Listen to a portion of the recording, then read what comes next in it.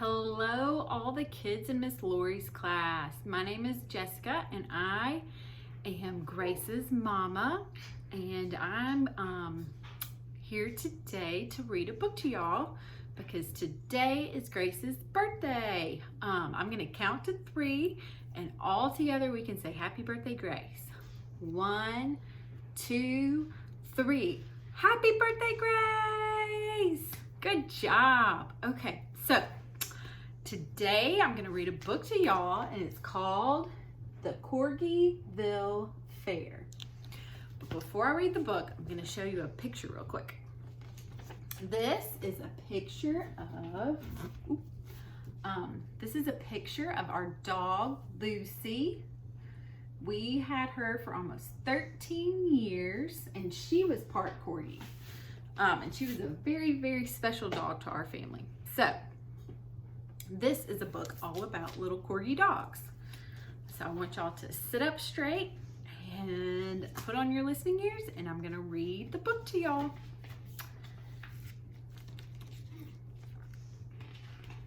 It's Corgiville Fair. This is the cover, and it's by Tasha Tudor. Here is the title page. And then there's you get it. This is the dedication page. And she dedicated it to all her little corgis. Farley Jr., Mr. B, Mrs. Megan, Caleb, Snap, Farley, and Corey. Whew, she had a lot of puppies. Okay, let's get started. West of New Hampshire and east of Vermont, it's a village, and its name is Corgiville. It has a church, an inn, a post office, a general store, and a Civil War statue. It is inhabited by corgis, cats, rabbits, and bogarts. You know about cats and rabbits, but you may not be familiar with corgis and bogarts. Corgis are small dogs the color of foxes. They have short legs and no tails, and they are enchanted. You need only to see them by moonlight to realize this. Bogarts are trolls. I believe they come from Sweden, but I'm not sure. The bogarts live in Corgiville are olive green with kinds of spots. Their hair is moss, their ears are leather, and their arms come off with convenience when going down holes. They have long tails and smoke cigars and are apt to be very, very wild. But this story is about Corgiville's leading families, the Bigby Browns, and about the Corgiville Fair, which, next to Christmas, is the most exciting event of the year. The Browns live on a farm outside the village. There are Mr. and Mrs. Brown, and they have 3 puppies, Caleb, Corey, and Katie. Mr. Brown raises racing goats. Corgis use goats instead of horses. On fair day, there's a rivalry between the Browns and the Tomcat family, who come from the other side of town. Mr. Brown is first selectman and road agent. Mrs. Brown is a good mother and sees that all is in order at home, and that Mr. Brown's slippers and pipe are in their proper places when he comes home at night. Caleb, Corey, and Katie go to school in the winter. In the summer, they spend their time, as everyone else does in Corgiville, getting ready for the fair. Now, one summer, this is the summer the story's about. Cora was raising gores to display at the fair. Katie, who was domestic, was making a complete layette for a rag puppy. And Caleb, who was busiest of all, for besides helping his father with the farm, he was training his own goat, Josephine, for the grand race.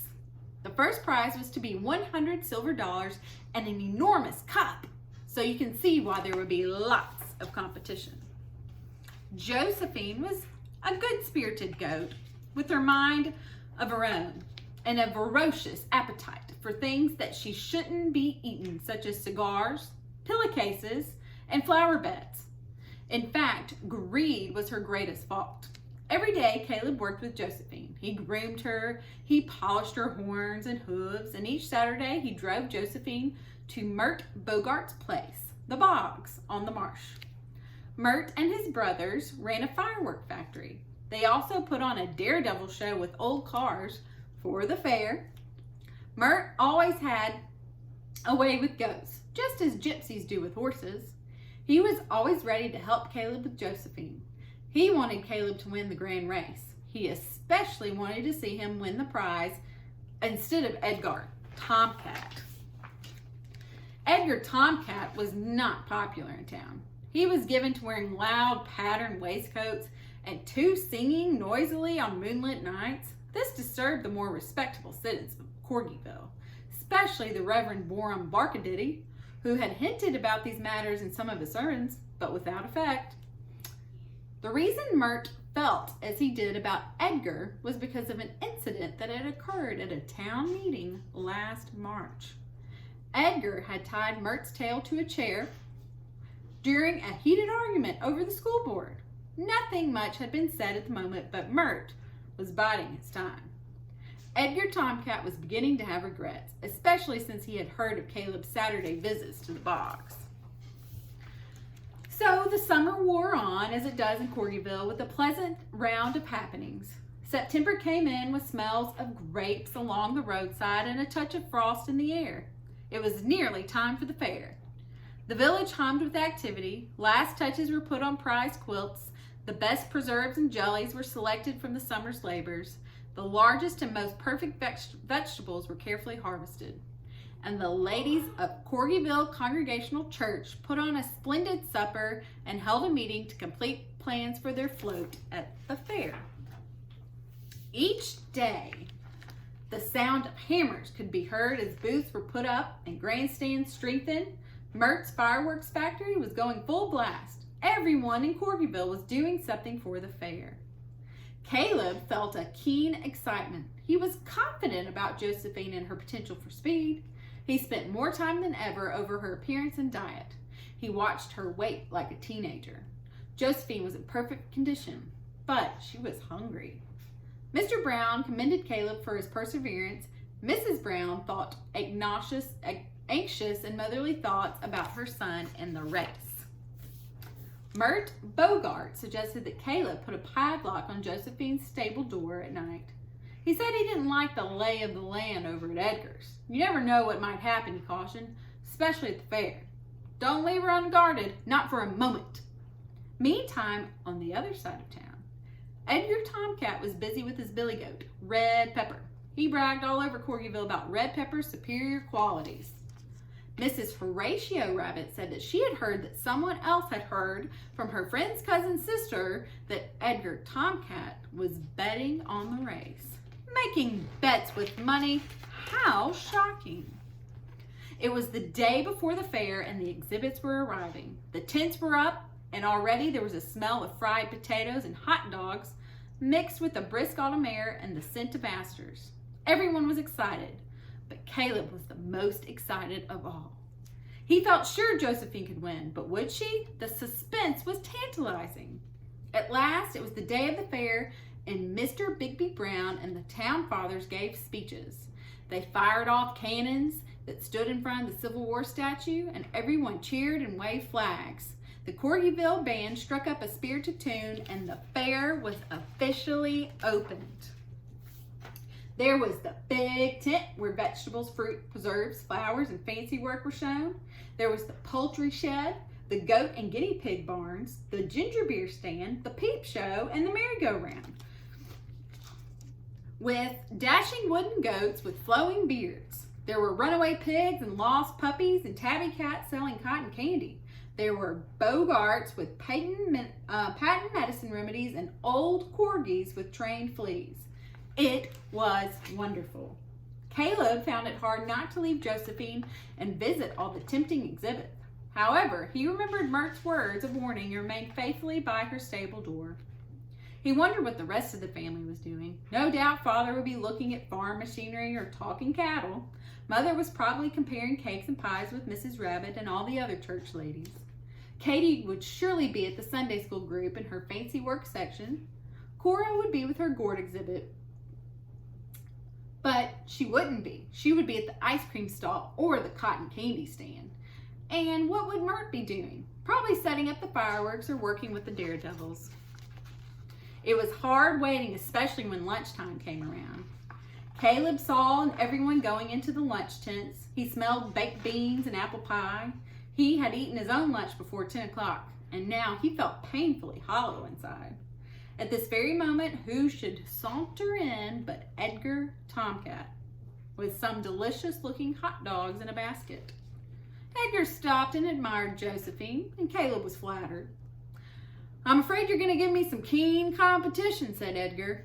"That's what I aim to do, sir," replied Caleb modestly. Edgar purred pleasantly. "You look hungry. Would you like a hot dog?" Caleb's mouth fairly watered. Edgar's feelings might be hurt if he refused, and besides, Edgar was being so sporting about Josephine, so Caleb took a hot dog. Edgar continued to talk in a flattering man-to-man tone, and Caleb felt pleased and important.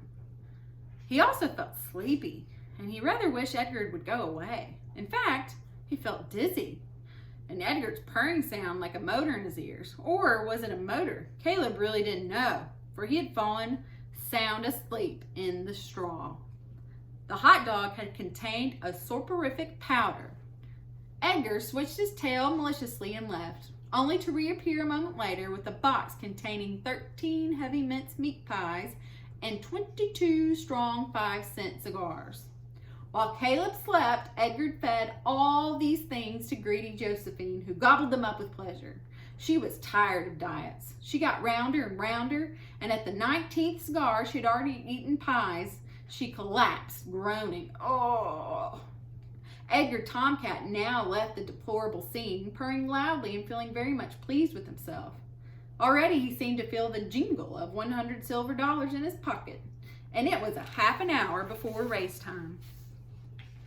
The bell rang for the saddling and bridling. Still, Caleb slept and Josephine groaned. It was 15 minutes before race time. The Browns were in the grandstand watching and waiting. Now it was 10 minutes before race time. Caleb woke up. Mert Bogart was checking his rockets before leaving for the race when Caleb reached him, barking out this awful tale of what had happened. Bogarts are resourceful. Mert saw instantly that there was only one thing to do. Grabbing an armful of rockets, he jumped into his tin Lizzie with Caleb behind him and roared to the goat stables. Now it was 5 minutes before the race. They got Josephine to her feet. Then, while Caleb saddled and bridled her, Mert ripped open the rockets with lightning speed and fed her as many as she could eat. The results were spectacular. Caleb barely had time to leap into the saddle when a fiery snort, Josephine tore out of the stable and toward the race gate. She arrived just in the nick of time. Bang went the starting gun, and they were off. The spectators cheered, dust flew, the soda pop Bogart dropped in his basket, and all the pop exploded. Edgar Tomcat gnashed his teeth at Josephine past red pepper in a cloud of dust and flying pebbles. Caleb clung on for his very life. Mert twirled his tail and gave off sparks. The cheers turned to shouts, the shouts turned to yells, and the grandstand shook with the stomping paws. Josephine passed the finish line 5 goat lengths ahead, breaking all previous records in the memory of Corgiville's oldest inhabitant. The band broke into the Hail the Conquering Hero Comes as Caleb and Josephine were led to the platform to receive the enormous cup piled high with 100 newly minted silver dollars.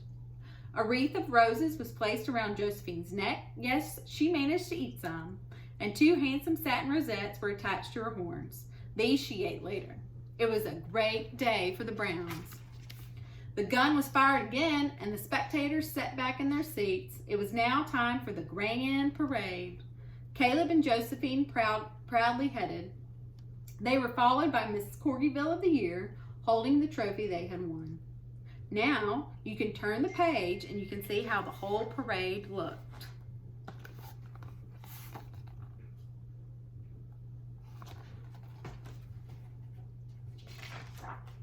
After the parade, Josephine was taken to her stall where, I'm sorry to say, she finished off her wreath and 2 more rosettes which were included. And as for Caleb and his family, they and all of Corgiville had a marvelous time. They thrilled to Mert's daredevils, who had never put a more hair-raising show. A number of the rabbits even fainted. They did They ended up at the pie eating contest, the turkey shoot, and the midway. They had a big square dance at which Miss Corgiville led off the Virginia reel with Caleb, much to his embarrassment and pleasure. Evening found everyone hungry again, so they ate supper and waited until it was dark enough for the grand finale, Mert's fireworks. They were such fireworks. They were the brightest and noisiest and most dangerous. All kinds no one had ever seen before. The rocket display seemed a bit short, but only Mert and Caleb knew why. The biggest bang came last with a shower of red, white, and blue stars. And in their midst was 20-foot American flag done in Catherine wheels and supercharged torpedoes. Then the band played Goodnight Ladies, and everyone went home feeling there was just nothing, absolutely nothing, so glorious as the Corgiville Fair. And in case you care to know, Cora and Katie each won prizes too. Josephine never ran another race. She couldn't. She suffered from chronic indigestion from that time on. And Edgar Tomcat left town and nobody missed him. P.S. Caleb gave Mert $50 to make needed improvements in his firework factory. And the other $50 he put in the bank towards his college fund. The end. Well, I hope y'all enjoyed the Corgiville Fair book, and it will now be in your class library. So, thank you all so much for listening, and I hope that y'all have a great day. Bye.